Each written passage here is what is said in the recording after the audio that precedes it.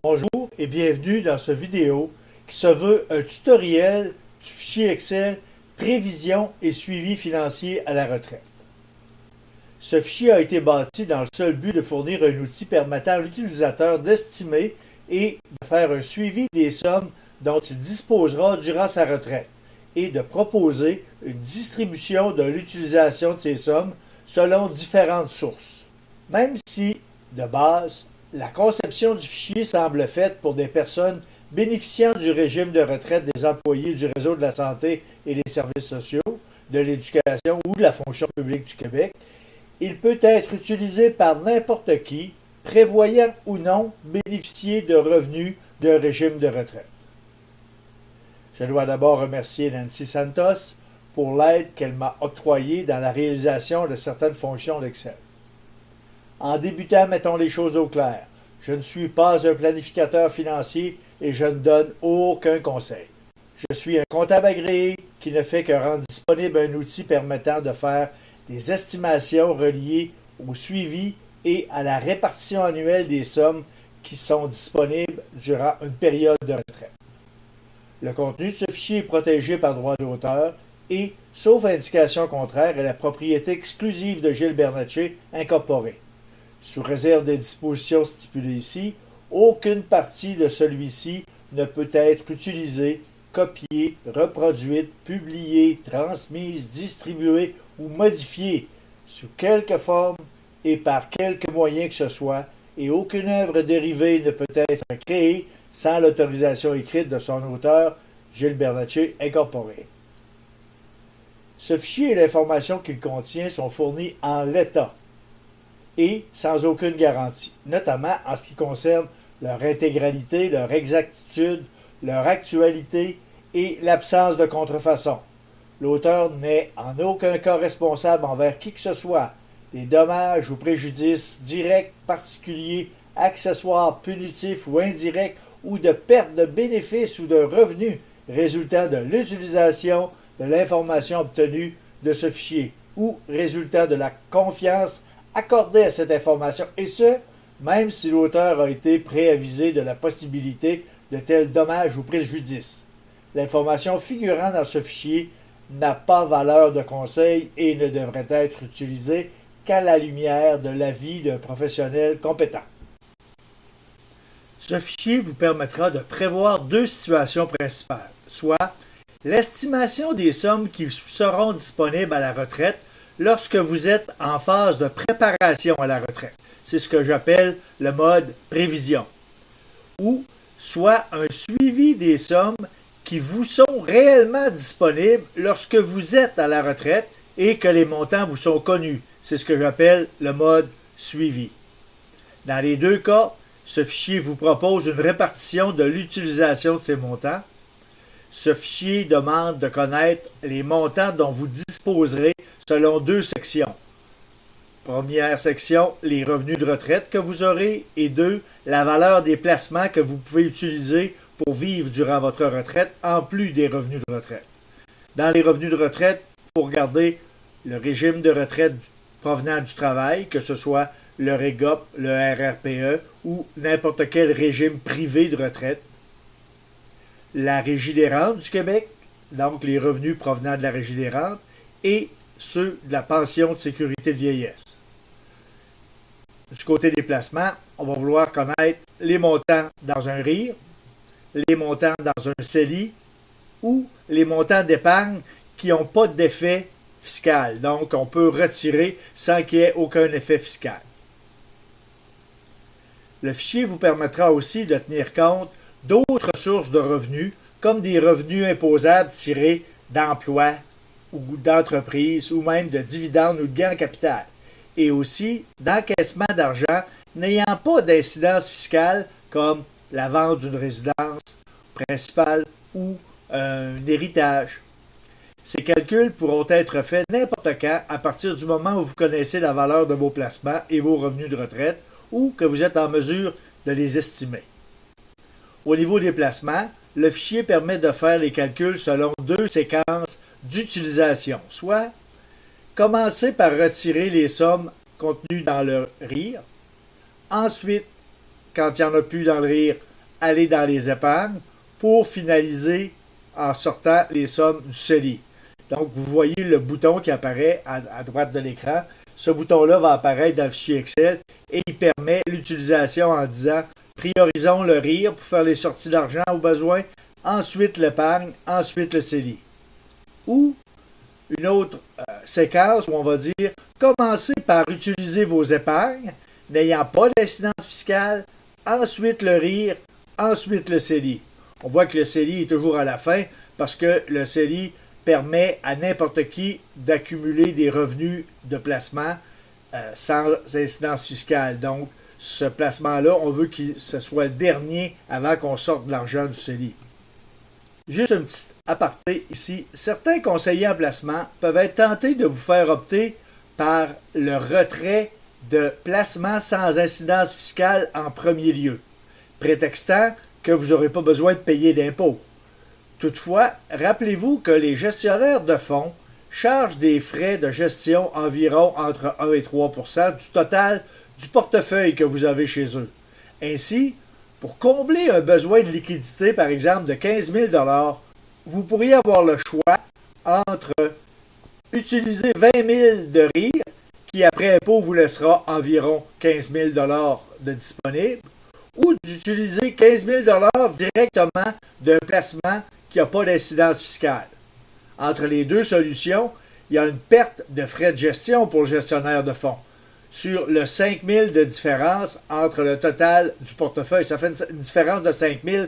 Dans le portefeuille, il a baissé de 5 000 de plus si vous avez pris le RIR au lieu de prendre le placement direct. Donc, pour le gestionnaire de fonds, il y a 1 à 3 % sa commission ou ses frais de gestion vont être calculés sur 5 000 de moins. En utilisant les placements libres d'impôt, vous économisez en impôt, mais vous payerez des frais de gestion à chaque année sur l'écart de 5 000 et ce, jusqu'à la fin de l'utilisation du placement dans le RIR. Deuxième point à ne pas dédaigner, si au moment de votre décès, il reste un solde à votre RIR, l'impôt devra être payé sur la totalité du solde dans l'année du décès.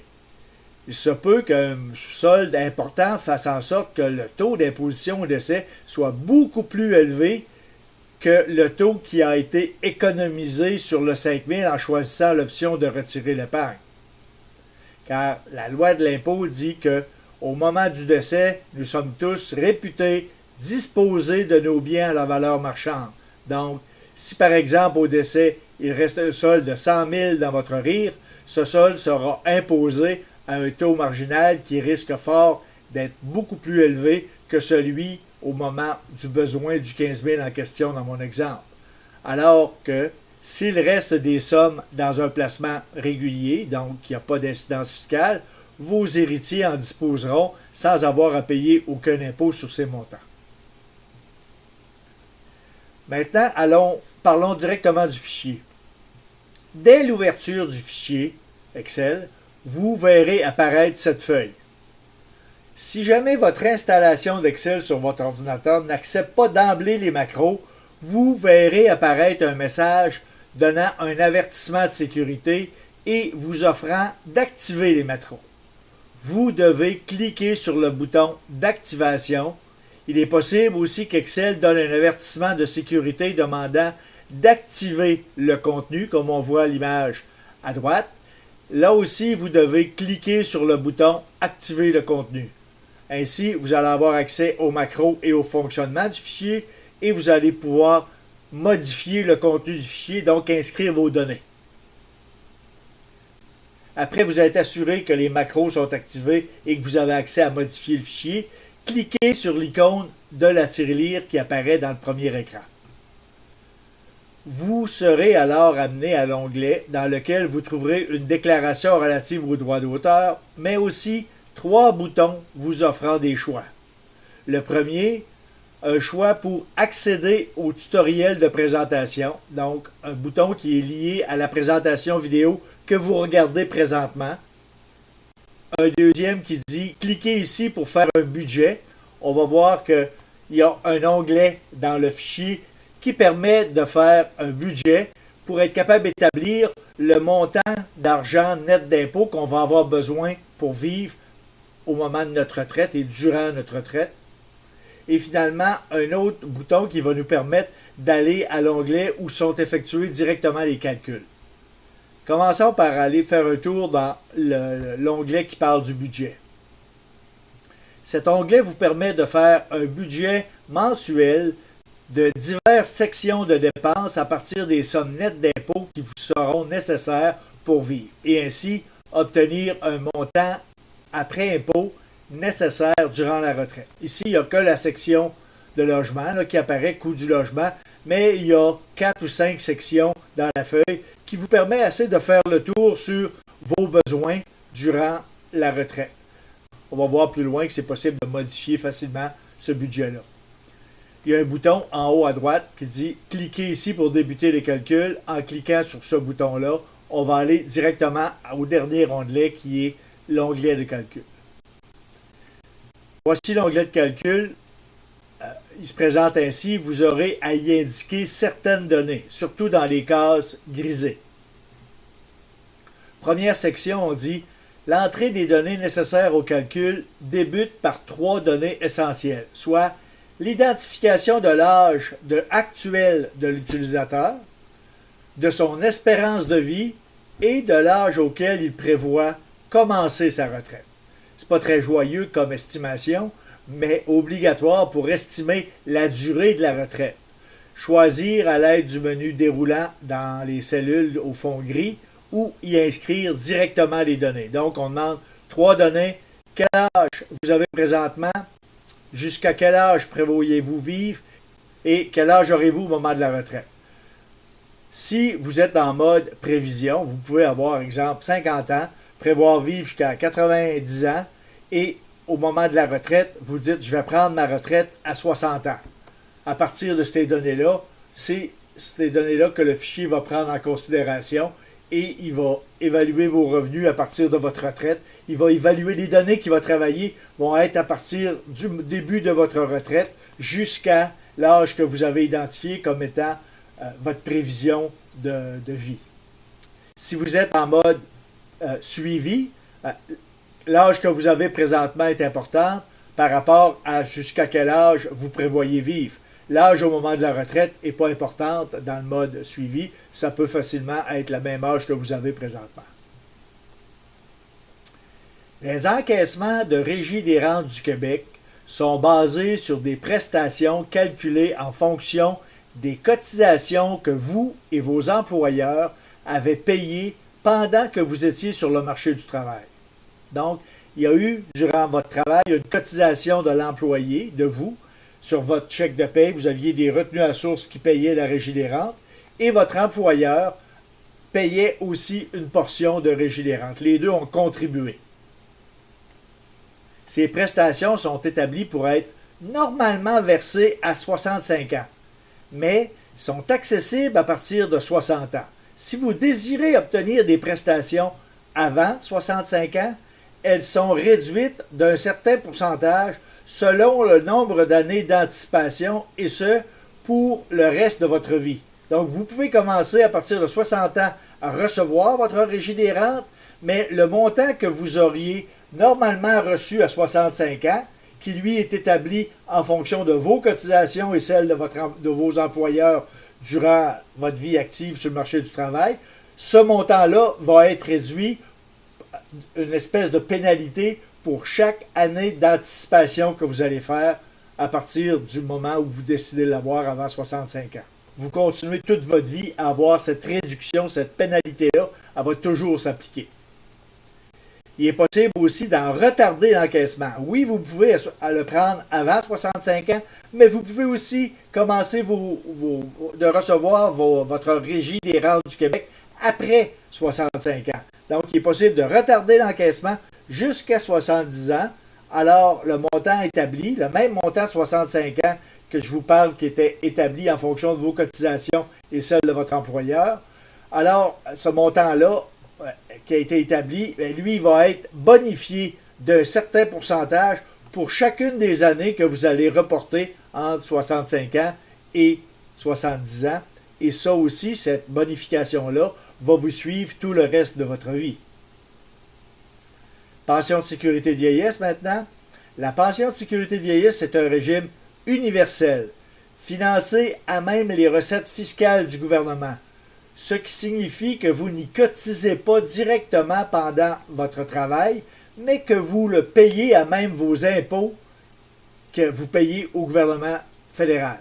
Donc, tout le monde a le droit, tous les Canadiens et Canadiennes qui satisfont aux conditions relatives à la résidence et au statut juridique y ont droit, sans tenir compte de la situation financière et sans tenir compte qu'ils ont travaillé ou pas durant leur vie.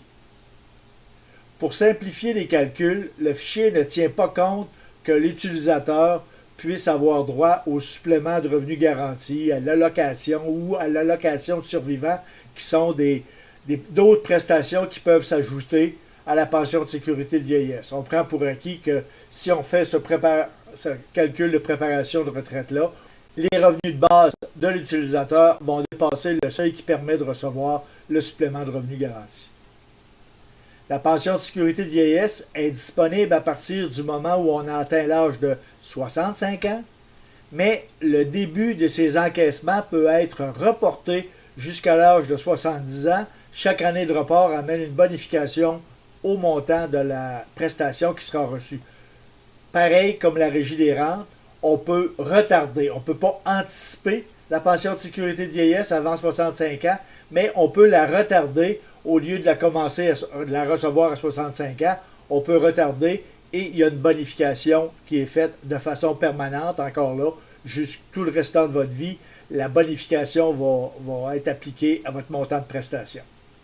Si on regarde, l'indexation va être importante là-dedans. On va dire, on doit d'abord estimer quels seront les taux d'indexation qui s'appliqueront aux prestations de Régie des rentes ou en pension de sécurité de vieillesse au cours des prochaines années.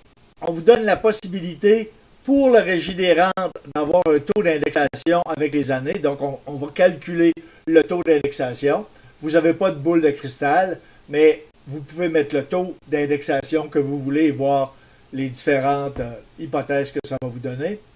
Et même chose, on vous permet de choisir un taux d'indexation pour le montant de la prestation de sécurité de vieillesse. Si vous faites le calcul en mode prévision, vous devez inscrire les montants maximum de Régie des rentes et de pension de sécurité de vieillesse qui vous sont disponibles pour l'année civile où vous faites les calculs.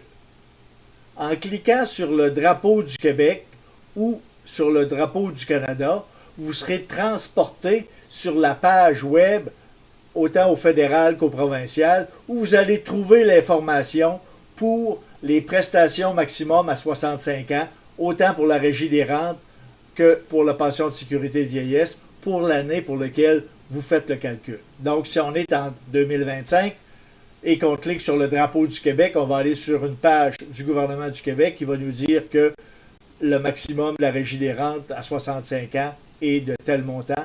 Même chose pour la pension de vieillesse.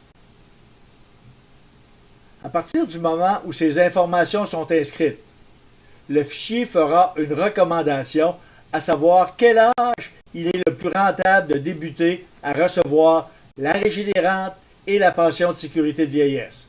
Donc, à partir du moment où on a inscrit l'âge présent, l'âge jusqu'à lequel on prévoit vivre et le moment où on pense prendre notre retraite, qu'on a identifié les taux d'indexation pour la Régie des rentes et pour la pension de sécurité de vieillesse et qu'on est allé chercher les montants de prestations maximum de Régie des rentes, dans l'exemple 6 433 et de pension de vieillesse 728 pour l'année 2025, le fichier va vous faire une recommandation. Il va dire, pour une personne dont l'espérance de vie est de 85 ans, en choisissant un taux de 1,5 comme un taux d'indexation pour les prestations de Régie des rentes, l'âge idéal pour son encaissement est 68 ans pour un montant mensuel de 2082 $, tandis qu'avec un taux d'indexation de 2 % pour la pension de sécurité de vieillesse,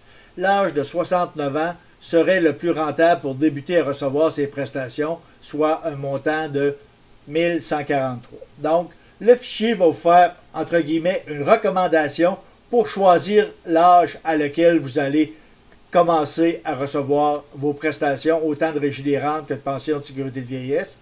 Cette recommandation-là n'est pas obligatoire. Vous pouvez mettre les âges que vous voulez pour commencer à recevoir. Ce qui fait, le fichier, ce qu'il va faire à ce moment-là, c'est qu'il dit, exemple, pour la régie des rentes, le montant présent en 2025 est de 1433. Si je prends l'exemple qui est là, on a dit qu'on avait 50 ans, qu'on prenait notre retraite à 60 ans. Donc, si on prend notre retraite à 60 ans, on la prend dans 10 ans. Si on suit la recommandation, puis qu'au lieu de la prendre à 60 ans, on la prend à 68 ans, donc il y a 18 ans entre l'âge qu'on a présentement et le début de recevoir les prestations.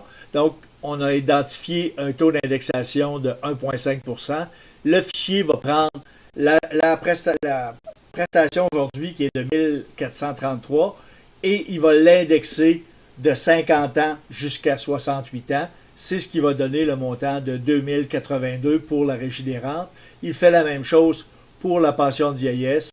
La différence entre 50 ans aujourd'hui, le montant qui est de 728, il va l'indexer en disant, on dit à 69, il va prendre 50 ans, dans 19 ans, ça va être le 69, on va l'indexer à 2 %, le taux d'indexation qui a été identifié, et c'est comme ça qu'il arrive au montant de 1143 $ par mois. Vous pouvez suivre ou non la recommandation du fichier et inscrire à quel âge vous désirez débuter à recevoir les prestations, autant de régie des rentes que de pension de sécurité de vieillesse. Et vous pouvez faire autant de scénarios que vous voulez en disant combien ça fait si je commence à 60 ans, ou je commence à 65 ans, ou je commence à 63. Vous pouvez jouer avec les âges et demander des scénarios de calcul au fichier. À partir des choix que vous aurez faits, le fichier estimera les prestations que vous recevrez. Donc, dans mon exemple, je disais 68 ans, 69 ans. Le fichier va calculer le 2082 et le 1143 pour la pension de sécurité de vieillesse.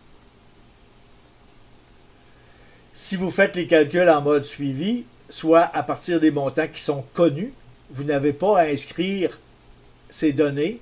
Vous devez plutôt inscrire directement les montants connus dans la colonne connue pour la régie des rentes et pour la pension de vieillesse. Donc, vous n'avez pas à utiliser l'âge ou les montants des prestations sur les sites des différents gouvernements.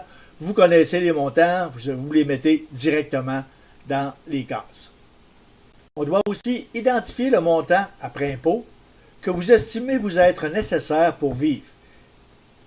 Si vous avez rempli l'onglet budget, le montant total du budget que vous avez identifié sera reporté ici, autant en mode prévision qu'en mode suivi. Sinon, vous devez inscrire le montant que vous estimez directement dans les cases selon que vous êtes en mode prévision ou en mode suivi.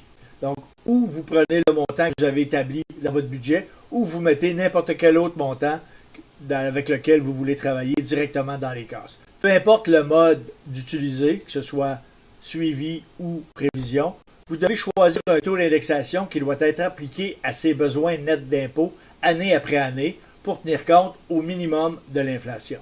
Donc, le montant que vous identifiez dans votre budget ou que vous placez là, on va venir l'indexer lui aussi d'année en année, au moins pour le coût de la vie ou du montant, du pourcentage que vous voulez.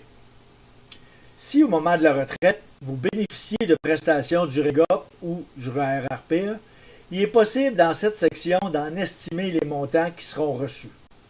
Inscrivez seulement le nombre d'années au fin du calcul qui vous seront attribuées au moment de la retraite et la moyenne des 5 années où vous aurez eu le salaire le plus élevé.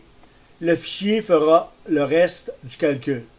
Si vous bénéficiez déjà de prestations d'un régime de pension d'un employeur, REGOP, RRPE ou n'importe quel autre régime de pension provenant d'un employeur, inscrivez le montant dans la colonne connue. Finalement, estimez le taux d'indexation qui sera appliqué à ces revenus de pension au cours des années à venir. Là aussi, on prévoit la possibilité de calculer une indexation. Les épargnes et leur rendement. En plus des prestations de régie des rentes, de pension de sécurité de vieillesse et de régime de pension d'employeur, il est possible que vous ayez des économies sous diverses formes au moment de prendre votre retraite. Si vous êtes en mode prévision, vous devez estimer quelles seront ces sommes, alors qu'en mode suivi, ces sommes vous sont connues. Vous devez donc inscrire ces sommes aux endroits requis sans oublier de choisir un taux de rendement que vous désirez appliquer à ces montants pour les années à venir. Ces montants-là, on considère que c'est des placements, là, le RIR, le CELI, puis les montants, les épargnes non imposables. Vous estimez les montants que vous aurez au moment de prendre votre retraite si on est en mode prévision. Si on est en mode suivi, vous connaissez les montants de vos RIR, de votre CELI ou vos épargnes non imposables. Donc, on vous demande, rentrez-les dans les colonnes connues. Et après ça, donnez un taux de rendement que vous croyez raisonnable d'inscrire pour chacun, le RIR, le CELI ou les épargnes. Donc, le fichier va continuer de calculer avec les années ce taux de rendement-là sur les placements, tant qu'il va y avoir de l'argent dans votre RIR, votre CELI ou votre épargne non imposable. Le fichier va continuer de calculer les rendements. Tel que spécifié précédemment, les calculs peuvent être effectués selon deux séquences de retrait de placement, en cliquant sur l'un ou l'autre des boutons. Dans le fond, ce qu'on fait, c'est qu'on dit « Voilà le montant que j'ai besoin pour ma retraite ». On a identifié le budget, le montant qu'on a besoin. On a identifié les revenus de régie des rentes, les revenus de pension de sécurité de vieillesse et les revenus de régime de pension. Ces montants-là, à partir du moment où, pour la régie des rentes et la pension de vieillesse, on est après l'âge qu'on a dit qu'on commençait à le recevoir, ces montants-là vont être, d'année en année, vont être récurrents. Mais peut-être que la somme de ces trois montants-là n'égalera pas le montant qu'on a identifié pour vivre, qu'on avait besoin. La somme des trois montants, pension de vieillesse, régie des rentes et pension de l'employeur, ce qu'on va faire, c'est que s'il manque de l'argent pour arriver au montant qu'on a identifié le besoin, on va aller piger dans les placements. En premier, avec le bouton de gauche, on va commencer par sortir du RIR pour combler la différence. Quand il n'y aura plus de RIR, on va sortir les épargnes. Et quand il n'y aura plus d'épargne, on va sortir le CELI. Dans le bouton de droite, lui, il commence par sortir les épargnes pour compenser, ensuite le RIR, ensuite le CELI. Donc, vous cliquez sur le bouton que vous voulez, selon le scénario que vous voulez, et le fichier va faire les calculs. Le calcul peut prendre peut-être une trentaine de secondes, une quarantaine de secondes à rouler, mais tant que le sablier d'Excel est en route, laissez-le rouler, vous allez avoir l'information. Le fichier calculera les retraits nécessaires pour chacun des placements année après année en fonction du montant annuel après impôt nécessaire pour vivre que vous avez identifié et des prestations que vous recevez de régie des rentes, pension de sécurité de vieillesse et pension d'employeur. Certaines personnes voudront aussi obtenir des revenus additionnels pendant votre retraite. Le fichier permet d'inscrire le total annuel des revenus imposables qui sont prévus en plus des revenus déjà pris en compte. Le fichier tiendra compte de ces autres revenus au moment de calculer les besoins de retraite placement. On peut avoir des revenus d'emploi, des revenus d'entreprise, des gains en capital, des dividendes, etc. Donc, on a une colonne qui s'appelle « Autres revenus ». Ces montants doivent être identifiés dans la colonne « Autres revenus » de la section « Imposables » sur la ligne représentant l'âge au moment de ses gains. Donc, si je prends ma retraite à 60 ans puis que je dis « je vais travailler à temps partiel jusqu'à 63 ans », ben, dans mes années 60, 61, 62, 63, je vais venir mettre le montant annuel de revenus imposables que je crois gagner ou que je m'attends de gagner pour ces années-là. Le fichier, ce qu'il va faire, c'est qu'il va considérer ces montants de revenus-là, en plus des revenus de pension, avant d'aller piger dans les montants de placement. Finalement, il est possible qu'au cours de la période de retraite, vous prévoyez encaisser des sommes quelconques qui n'auront pas d'incidence fiscale. Par exemple, vendre votre maison, résidence principale, à un certain moment donné. Vous dites, à 70 ans, je vais vendre ma maison, puis je vais m'en aller dans une résidence pour personnes âgées, où ça va me coûter moins cher, je suis tanné de tondre la pelouse puis de déneiger, je vais vendre ma maison. Et à ce moment-là, le montant de la maison ne sera pas, votre résidence principale ne sera pas imposable. On peut amener ce solde-là, ça peut être un héritage que vous prévoyez recevoir, etc. Ce que vous allez faire, vous allez venir inscrire le montant que vous pensez disposer dans une colonne qui s'appelle Autres encaissements. Ces montants doivent être identifiés dans la colonne Autres encaissements de la section non imposable du fichier, on va voir, sur la ligne représentant l'âge au moment de ces encaissements-là. Vous pouvez donc identifier les montants ainsi disponibles aux années en question. S'il y a lieu, le fichier se servira de ces montants pour combler le manque à gagner par rapport aux montants déjà identifiés, aux besoins déjà identifiés, et l'excédent sera ajouté au solde du compte épargne sans incidence fiscale. Donc, si vous prévoyez vendre votre maison à 70 ans et que vous prévoyez vendre votre maison 300 000 $ et que dans l'année, vous avez pas besoin de ce montant-là ou vous n'avez pas besoin de complètement ce montant-là pour satisfaire les besoins que vous avez identifiés, le solde qui va rester va aller s'ajouter à vos épargnes non imposables, qui n'ont pas d'incidence fiscale, comme si vous le preniez et vous le mettiez à la banque avec les autres argents que vous aviez à la banque. Il n'y aura simplement pas d'incidence fiscale quand vous allez le retirer, donc ce montant-là va venir s'accumuler avec vos placements sans incidence fiscale. Si vous avez inscrit des montants dans la section « Autres revenus » ou « Autres encaissements », vous devez demander au fichier de refaire les calculs en cliquant sur le bouton approprié. Donc, si vous avez fait un premier jet et vous avez dit « OK, qu'est-ce que ça ferait si je travaillais à temps partiel puis que je gagnais X 1000 $ par année pendant mon année j'ai pris ma retraite, je prévois prendre ma retraite à 65 ans. Si de 65 à 70, je prévois aller chercher un revenu de 20 000 $ par année comme travail à temps partiel. Qu'est-ce que ça, si vous voulez changer, aussitôt que vous changez des montants que vous allez mettre dans la colonne Autres revenus ou Autres encaissements, vous devez revenir cliquer sur les boutons Rire Épargne CELI ou Épargne Rire CELI pour refaire le calcul en tenant compte de ces nouvelles informations. Après chaque calcul, selon la séquence voulue, le fichier montrera un résumé du total des revenus bruts, de l'impôt et du revenu net qui deviendra le revenu disponible pour vivre. Les derniers paramètres potentiellement utilisables sont ceux relativement au montant annuel après impôt nécessaire pour vivre. Le montant identifié dans les paramètres initiaux sera indexé d'année en année en fonction du taux choisi. Toutefois, il se peut que l'utilisateur identifie des âges auxquels il voudrait faire varier ce montant de façon importante. À ce moment-là, la colonne « Montant désiré à la retraite » permet d'inscrire un montant différent pour un âge donné. Notez cependant que pour l'année suivant le changement, le fichier indexera le nouveau montant et non le montant utilisé antérieurement. On doit donc inscrire sur la ligne appropriée, de l'âge approprié, de la colonne « Montant désiré à la retraite », le nouveau montant désiré et faire effectuer les calculs à nouveau. Par exemple, je prévois prendre ma retraite à 65 ans et je prévois qu'à 68 ans, je vais avoir besoin de changer d'auto et que je vais vouloir, tant qu'à avoir des placements, à payer comptant mon auto.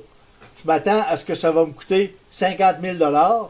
Donc, même si j'avais identifié que ça me coûterait 50 000 $ par année pour vivre, à partir de 65 ans, je voulais disposer de 50 000 $ net après impôt pour chaque année, À 68 ans, ben c'est 100 000 que ça va me prendre cette année-là. 50 000 pour vivre comme j'avais identifié et 50 000 pour m'acheter un auto.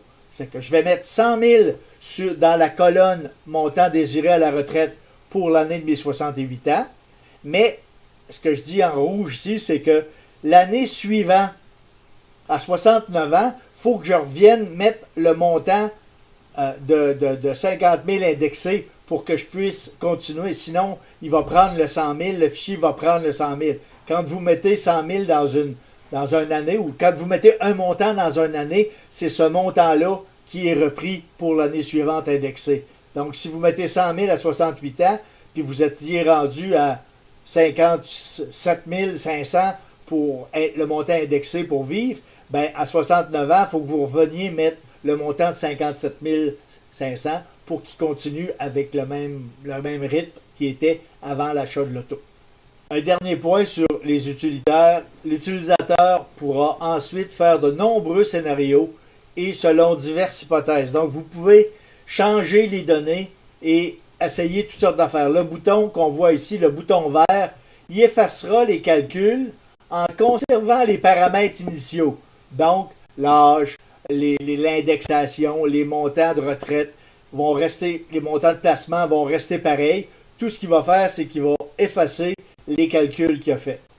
Le bouton bleu, lui, il va effacer tous les paramètres, tous les calculs puis tous les paramètres initiaux. Finalement, le bouton bleu avec une imprimante vous permet d'imprimer et celui avec une disquette, même si personne ne connaît ça, les disquettes maintenant, c'est quand même un bouton, une icône qui permet la sauvegarde, donc sauvegarder le fichier.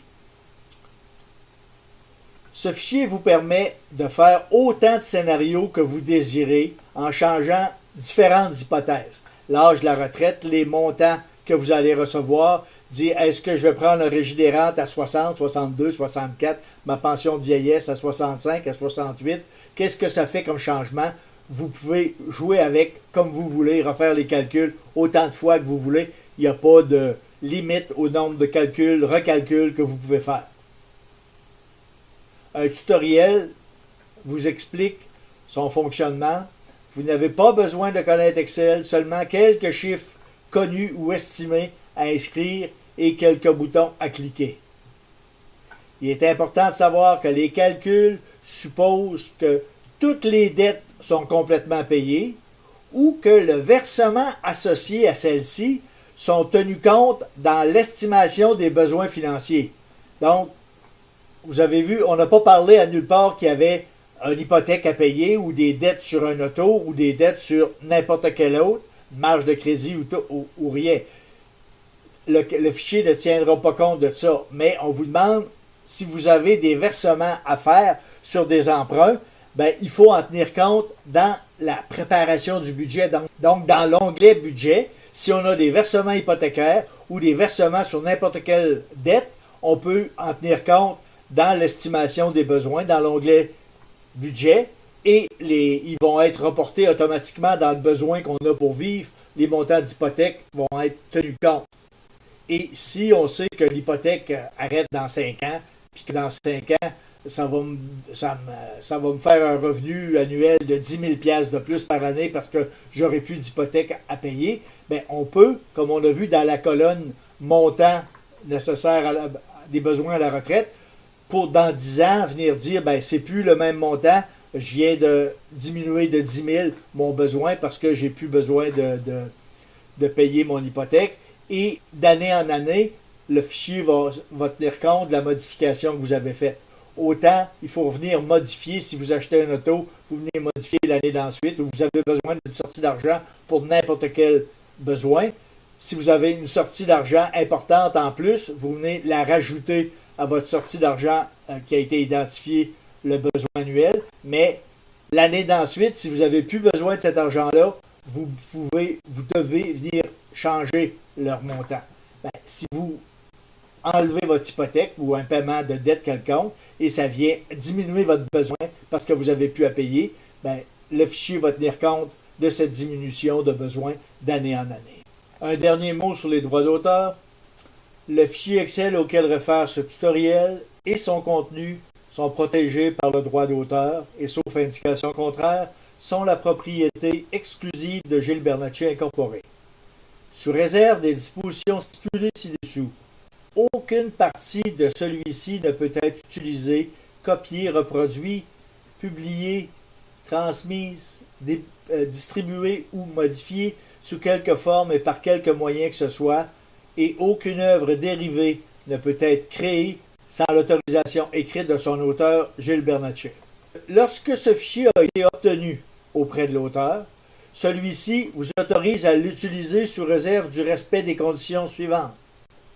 Le fichier ne peut être utilisé qu'à des fins informationnelles et non commerciales. Le fichier ne peut être distribué à des personnes n'ayant pas eu accès au tutoriel ou utilisé en vue d'en tirer des revenus qu'avec l'autorisation écrite expresse de l'auteur. Le fichier et toutes ses impressions doivent indiquer par la mention expresse des crédits ou du droit d'auteur qu'ils sont utilisés avec l'autorisation de l'auteur. Toute copie du fichier ou de partie de celui-ci est assujettie aux restrictions mentionnées sur la présente page et est présumée comporter ces mêmes restrictions. Allons maintenant directement dans le fichier Excel pour voir comment il marche. Je vais vous faire une démonstration comment ce fichier-là fonctionne. Donc, j'ouvre Excel. Je vais chercher mon fichier. Et vous voyez ici en haut, j'ai le message qui me dit « Activer le contenu ». Dans mon installation d'Excel, les macros sont acceptés. Donc, il ne me pose pas la question, mais il me demande d'activer le contenu de ce fichier-là. Je lui dis oui. Ensuite, je vais cliquer sur le logo, la tirelire. Je vais être transporté dans l'onglet « Droits d'auteur » dans lequel j'ai un rappel sur les droits d'auteur. J'ai les trois boutons vert foncé. Le premier ici pour accéder au tutoriel de présentation.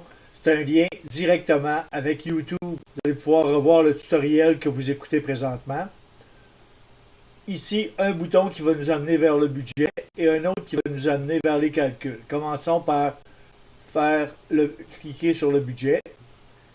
Il nous amène ici à une feuille de budget où on a 1, 2, 3, 4 sections qui parlent du coût du logement, où on a certains items pour nous remémorer de faire un budget, donc des versements hypothécaires ou de loyer, des frais de condo, des taxes municipales, donc des frais reliés au logement, des frais reliés à la vie quotidienne, alimentation, épicerie, restaurant, vêtements, remboursement d'emprunt, des transports, donc des coûts d'auto, de location, d'assurance, de transport public, et une section qui va parler de vacances, billets d'avion, de logement, de nourriture, etc. Et une section divers ici qui nous laisse prendre des notes sur diverses sections et noter qu'on va mettre des montants ici dans la colonne mensuelle et le fichier va s'organiser pour lui arriver à des montants sur une base annuelle. Mettons qu'ici, moi, je fais un divers et que je mets que je veux 3500 $ par mois. Donc, le système dit ça équivaut à 42 000 par année et ça équivaut à 100% de mon budget. Là. Ce système-là, c'est 100% de mon budget. La section, ici, c'est le montant du 3500 qui est converti annuellement à 42 000. Ici, c'est le total de la section. Et ici, c'est le pourcentage que cette section-là représente par rapport au total. Je ne ferai pas plus de détails que ça en ce qui me concerne. Je vais mettre 42 000 comme montant que je veux avoir après impôt. Cliquez ici pour débuter le calcul. Donc, je clique sur ce bouton-là. Il m'amène à la page sommaire. Déjà, on voit ici qu'il a fait le lien avec le 42 000 que j'ai identifié dans mon budget. Il est venu reporter autant dans la colonne estimation pour être en mode prévision que la colonne connue pour être en mode suivi. Et ici, il est en rouge, ça veut dire qu'il me demande de choisir un pourcentage d'indexation. Disons que je vais dire, je veux que ce 42 000-là que je viens de faire, que année après année, il soit indexé de 2%. Mais je vais partir en haut en disant quel est l'âge que vous avez présentement? Disons que j'ai 55 ans. Je peux écrire directement 55 ans. L'âge lequel je prévois vivre, 85 ans. Et l'âge au moment de la retraite, 60 ans. Tout de suite, en me mettant 60 ans, il me dit, en mode de calcul d'estimation, choisissez les taux d'indexation aux cellules I9 et I10 et le montant maximum de régie des rentes et de pension de sécurité de vieillesse aux cellules L9 et L10. Le fichier vous fera une proposition, à savoir quand débuter de recevoir le régie des rentes et la pension de sécurité de vieillesse. Donc, la cellule I9 et I10, ce sont ces deux cellules-là qui permettent d'avoir l'indexation. Donc, je vais dire que ma régie des rentes, je vais l'indexer à 2% et ma pension de sécurité de vieillesse à 2,5%. En plus, je n'ai pas mes montants ici. Il faut que je lui donne les montants pour l'année présente de le maximum de prestations que je peux recevoir de régie des rentes et de pension de sécurité de vieillesse. Je clique sur le drapeau du Québec. On me ouvre mon furteur et on m'amène à une page ici où je vais trouver à 65 ans le montant maximum est de 1433. Donc, je retourne à mon fichier Excel. Je lui dis 1433. Je clique sur le drapeau fédéral. On me dit que la prestation de 65 à 74 ans est de maximum 727,67. Je vais considérer que je prévois ma retraite et je veux la prendre avant 74 ans. Donc, à partir de 65 ans, je vais voir que mon montant, on va l'arrondir à 728. Je retourne à Excel et je dis mon montant de pension maximum est 728. Tout de suite, il m'a apparu ici une recommandation qui dit pour une personne dont l'espérance de vie est de 85 ans, c'est ce que j'ai choisi, en choisissant le taux de 2% comme taux d'indexation des prestations de régie des rentes, l'âge idéal pour son encaissement est de 67 ans. Donc, je pourrais dire ici 67 ans si je suis la recommandation pour 1848, tandis qu'avec un taux d'indexation de 2,5 pour la pension de sécurité de vieillesse, l'âge de 69 ans sera la plus rentable pour débuter à recevoir ces prestations, soit un montant de 1061. Si je dis ici 69 ans, donc le système, là je suis en mode prévision, le système va dire voici les montants que tu devrais recevoir en indexant le montant de 1433 qu'on a aujourd'hui, quand j'ai 55 ans, quand je vais avoir 67 ans, donc dans 12 ans, ce que le fichier va faire, c'est qu'il va indexer le montant de 1433, il va l'indexer de 2% pendant 12 ans. Ce montant-là va représenter 1848 quand je vais avoir 67 ans. Même chose pour la pension de sécurité de vieillesse. Il me dit, je décide que je vais la prendre à 69 ans, j'ai 55 ans, 14 ans, il va prendre le montant de 728 qui va indexer à 2,5 pendant 14 ans et il va dire, tu devrais recevoir 1061 $ quand tu vas avoir 69 ans et que tu vas commencer à recevoir ta pension de vieillesse. Si on le fait, je vais commencer à regarder le mode prévision. Ici, on dit, on a déjà le montant de budget qu'on a identifié dans l'onglet budget ici. Si je suis quelqu'un qui bénéficie du REGOP ou du RRPE puis que je veux l'évaluer, nombre d'années au fin de calcul du REGOP à 60 ans, quand je vais avoir 60 ans et que je vais prendre ma retraite, combien d'années de REGOP je vais avoir contribué pour le calcul? Mettons que c'est 31 ans. Je dis 31 ans. Moyenne salariale des 5 meilleures années, disons que je dis que c'est 78 000. Le système va me dire, OK, tu devrais recevoir 31 434. Et ce 31 434-là, quand on va l'évaluer, les calculs, s'il y a une synchronisation à faire avec la Régie des rentes à 65 ans, le fichier s'en occupe. C'est-à-dire qu'il va, à 65 ans, s'il y a une synchronisation à faire, il va la faire. Donc, pour le 31, le montant de REGOP, je vais aussi venir indexer, dire quelle est l'indexation. Disons que je dis c'est 1,5 %. Le fichier va indexer à tous les ans le montant de 1,5. Ensuite, je vais dire régime enregistré d'épargne retraite. Mettons que je dis qu'au moment de prendre ma retraite, je devrais avoir 75 000 $ dans un RIR, qui, lui, je devrais avoir un rendement de 2,5 %.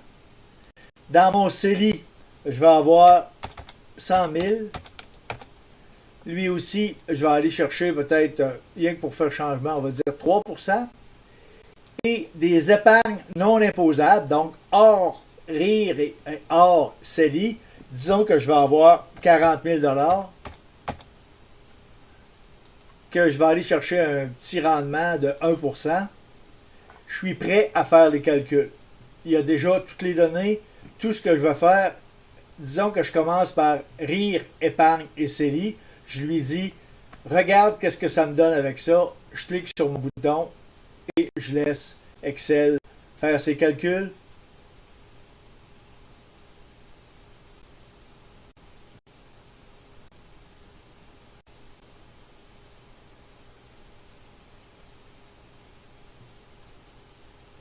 Et Excel me donne ici la liste à partir de ma 60e année, donc la première année de ma retraite, jusqu'à mon décès à 85 ans. Et puisque je commence à recevoir, j'ai choisi ici 67 ans, je commence à recevoir du RRQ à 67 ans, pension de sécurité de vieillesse à 69 ans, et mon REGOP, lui, je commence à le recevoir à partir de 30 ans. Donc, comme j'y ai demandé 42 000 et que mon REGOP me donne 31 000, il va me sortir 19 040 de mon RIR, de telle sorte que je vais me ramasser avec 50 000 de brut, qui va me coûter 8 874 d'impôts pour arriver à un montant net de 42 000, ce que j'ai besoin. Et cette année-là, mon taux moyen d'impôt n'est que de 17,44 % et mon taux marginal, donc le taux sur la dernière braquette, si on veut, ou la dernière dollar de mon 58 874 est imposé à 26,53 %.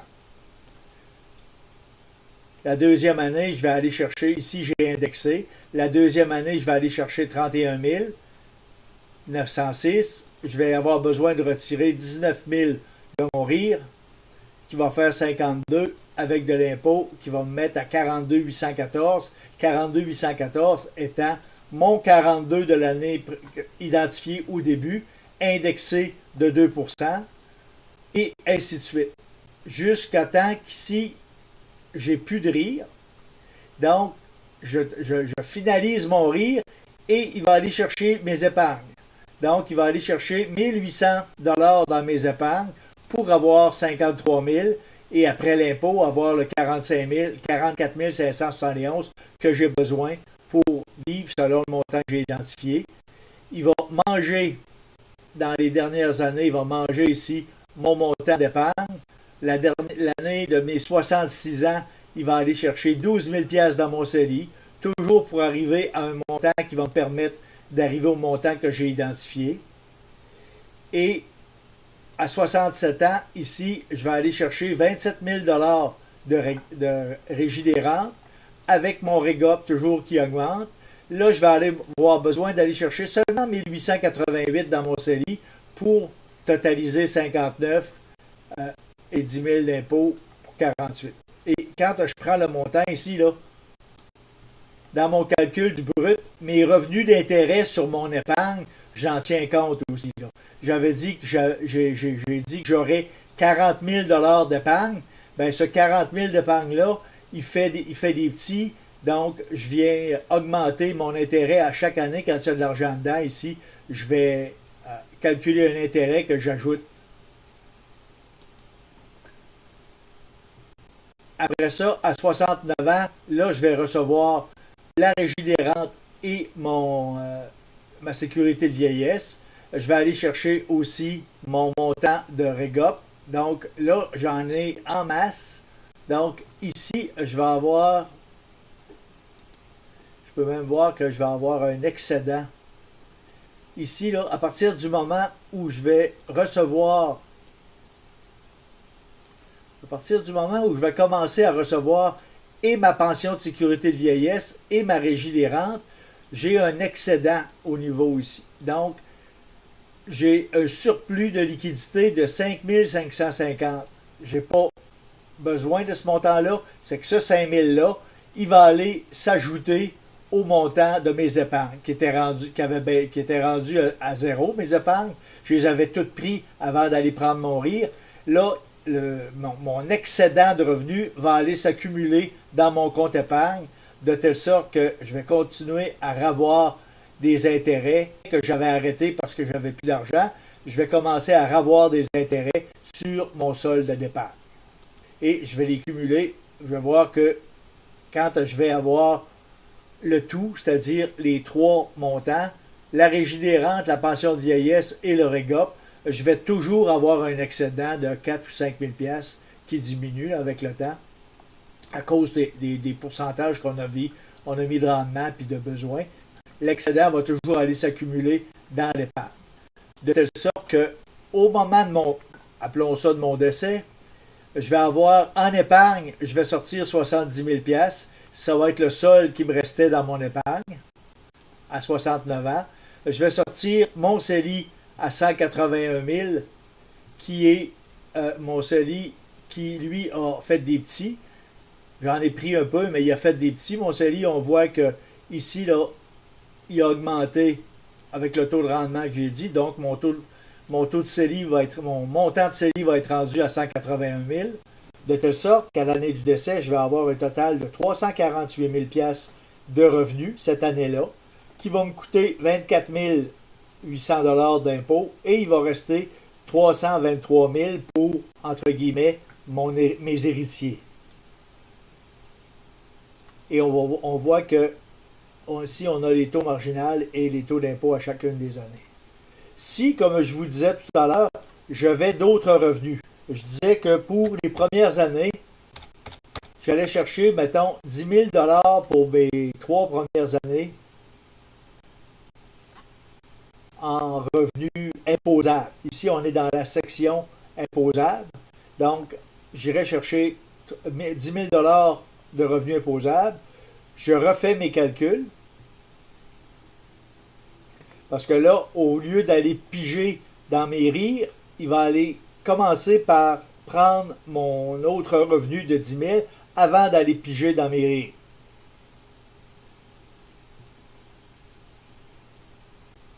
Je vous le laisse rouler en temps réel pour que vous voyez le temps que ça prend, là. Ça prend quand même un petit peu de temps parce que il y a beaucoup de calculs à faire. Il allait chercher 19 000 $ dans mon rire. Là, il va chercher ce 10 000 $-là. Il ne reste plus rien que 2 000 à aller chercher dans le rire.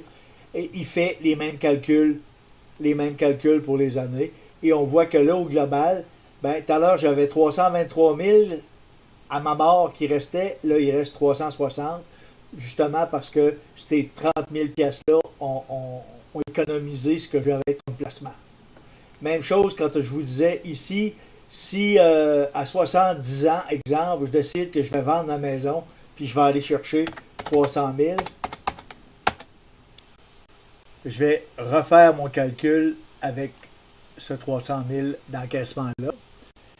Comme j'en avais pas besoin, comme je vois que déjà avant, j'en avais pas besoin, j'avais 23, 13 et 36, et avec l'intérêt sur mon solde épargne, j'avais 76 000 $ de revenus bruts. J'étais capable d'aller chercher 68. J'avais 58. J'avais déjà 7 397 d'excédent de revenus à ce que mon besoin était de 51 197, alors que j'allais chercher 58. Je n'avais pas nécessairement le contrôle sur si je le reçois ou je ne le reçois pas. La régie des rentes, à partir du moment où je commence à l'encaisser, je l'encaisse. Puis, surtout à 70 ans, je suis obligé de commencer à l'encaisser. Même chose pour ma pension de sécurité de vieillesse. Et mon REGOP, ben, je l'encaisse depuis que j'ai 60 ans. Ces trois montants-là, plus l'intérêt sur mon placement non imposable, ça me générait 76 000 de revenus. Avec 17 000 d'impôts, il me reste 58 000, alors que mon besoin de l'année est à 51 197. J'avais déjà 7 397 de surplus. Et si on regarde ici dans mes épargnes, dans ma colonne épargne, le 300 000 plus le 7 300, donc le 307 300 est venu s'additionner aux 13 000 qui restaient comme solde de l'épargne. Et je monte mon épargne tout simplement à ça. Si je vais voir mes revenus de placement, ben là, mes revenus de placement, ils vont augmenter en fonction du 300 000 que j'ai mis là. Aussi, quand je vous disais qu'à 68 ans, je vais m'acheter un auto, OK? Disons l'année de mes 68 ans, ici, là, je sais que je devrais, mon besoin à 68 ans, mon besoin identifié est à 49 209. Je vais avoir besoin de 50 000 de plus pour avoir un auto, pour m'acheter un auto cette année-là. Donc, à 68 ans, je vais avoir besoin de 99 209. Ce que je vais faire, et là, on voit tout de suite, à partir du moment où ça vient rouge, là, c'est parce que j'arrive plus à combler mon besoin. Il faut que je refasse un autre calcul là, pour qu'il aille piger de l'argent ailleurs. Même si j'ai de l'argent dans mon ailleurs, j'aurai pas assez d'argent à 68 ans pour prendre 50 000 pour mettre dedans. Je refais mon calcul.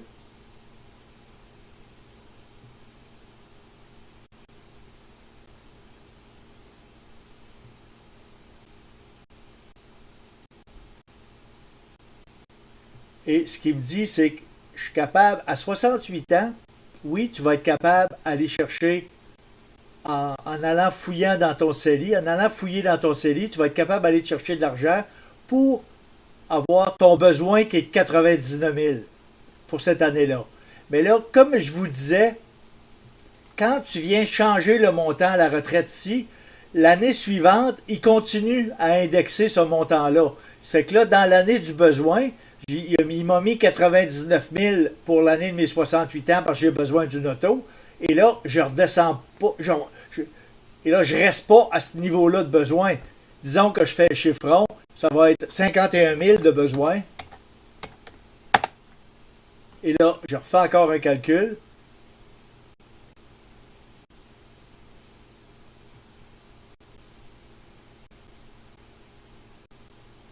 Et là, le fichier refait tous les calculs partout pour tenir compte que cette année-là, l'année de mes 68 ans, je pense, ce que j'ai dit. Oui, l'année de mes 68 ans, j'ai eu besoin de 99 000. L'année de mes 69 ans, mon besoin est revenu à 51 000. Et on voit que les besoins par la suite ont parti du 51 000 et ont été indexés en fonction du taux que j'avais choisi. Ils ont revenu appelons ça, à un niveau plus normal. Ça fait en faisant ça, même si j'ai eu besoin de 50 000 $ cette année-là, et ça va venir effectivement réduire les montants qui vont rester à la fin, mais à la fin, en fonction de ça, là, j'ai rajouté des revenus, j'ai rajouté 300 000, mais il va me dire à la fin, il te reste les épargnes 385 000, la dernière année, ton 85 ans, il va te rester 385 000 en épargne qui ne toucheront pas l'impôt, 139 000 en CELI, totaliser un montant de revenus de 621 000, tu vas payer 24 000 $ d'impôt, tu vas payer de l'impôt rien que ce qui est imposable, il va te rester 596 000 pour tes héritiers.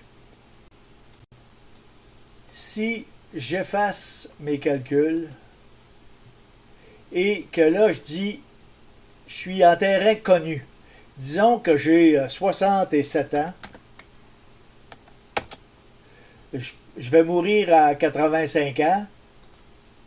Ce que je vais dire, c'est ici, mon âge de la retraite, on a dit que dans le cadre du mode suivi, c'était pas important. Mettons que j'ai dit que 67 ans pareil. Ce que je vais faire ici, c'est que je vais enlever mes montants, mes années, c'est-à-dire, et je vais venir mettre les montants que j'ai. Je sais, exemple, que présentement, je reçois 1500 pièces de Régie des rentes et je reçois 800 pièces de pension de vieillesse. Mon 42 000 ici, c'est le même 42 000 que j'avais dans un mode ou dans l'autre. Mais si je voulais le changer, je peux venir écraser le chiffre qui est là puis marquer n'importe quel chiffre dont j'ai besoin. Et l'indexation que j'avais identifiée pour le mode prévision va être aussi bon pour le mode suivi. Même chose ici, je connais mes montants de pension que je reçois sur une base annuelle. Si je sais que je vais recevoir, mettons, faire des chiffrons, 34 000 pièces de pension de mon employeur, je vais ici avoir, je sais que mon RIR est à 70 000 pièces, mon CELI est à 125 000, puis mon épargne libre d'impôt est à 75 000. Je refais le calcul et il va me faire le même genre de tableau qu'il m'a fait, sauf qu'il va me le faire avec des montants qui vont être différents parce que les montants sont connus. Ce n'est pas une estimation. Là, il calcule avec des montants qui sont connus.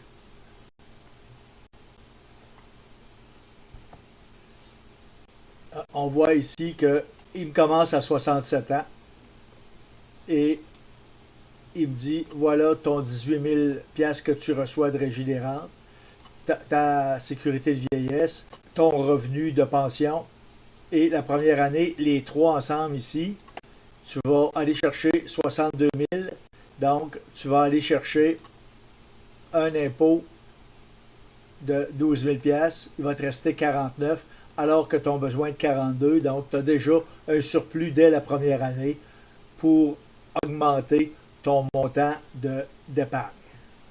Et ainsi de suite. Les calculs vont être les mêmes pour la section, le mode suivi qu'ils l'ont été pour le mode prévention. La seule différence, c'est que dans le mode suivi, on a des montants connus, alors qu'en prévention, on prévoit.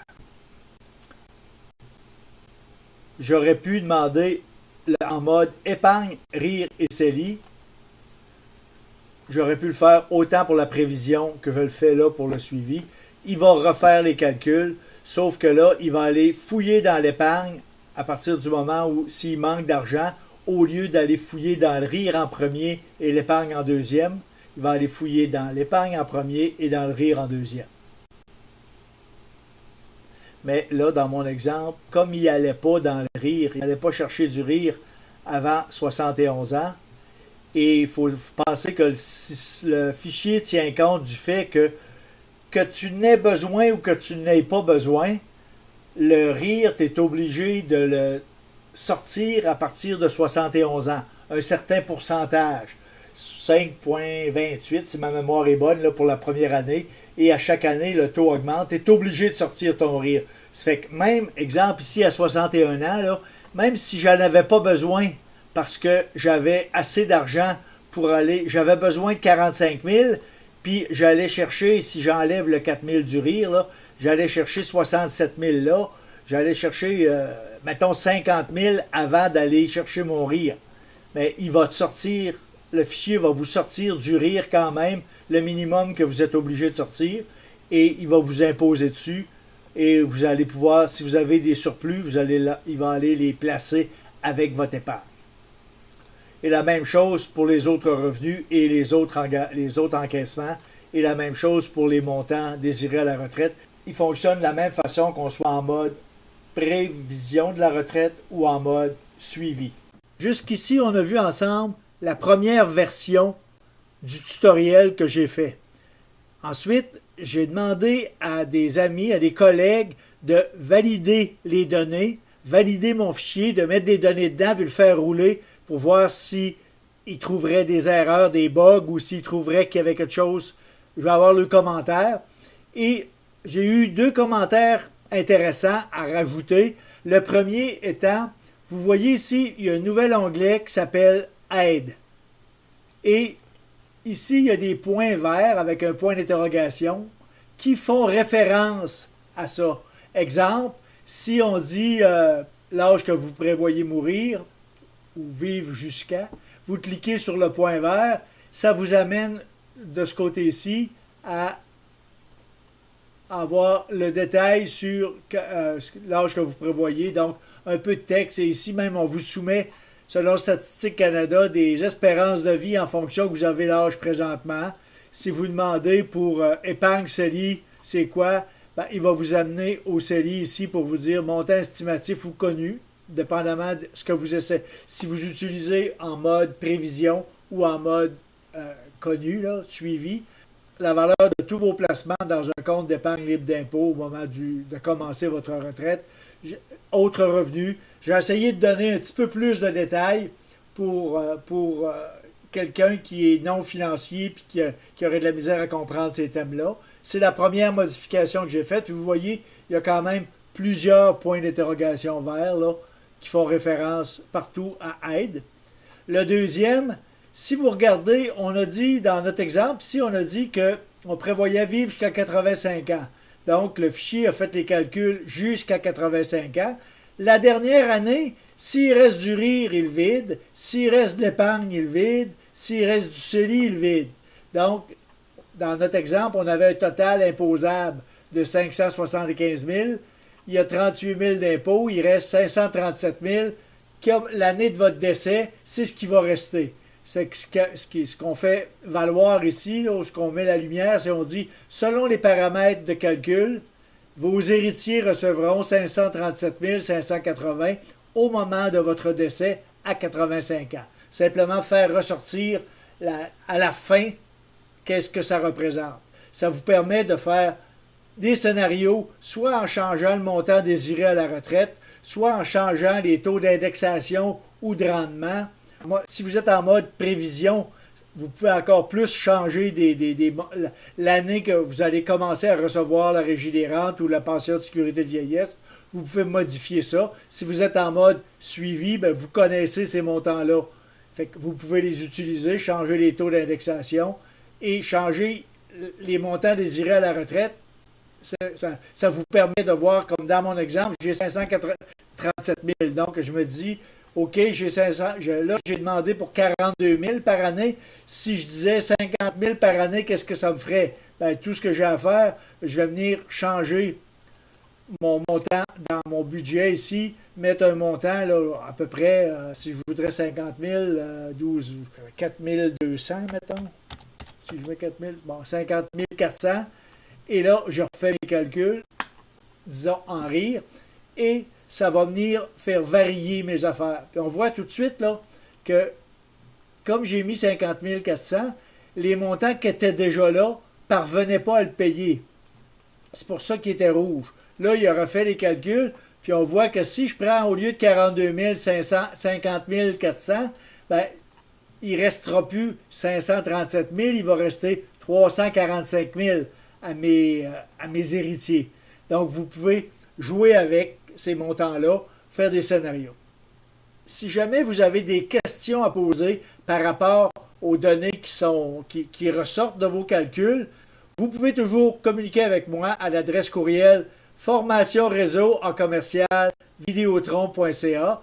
Réseau, pas d'accent sur le « et », donc formationreseau@vidéotron.ca.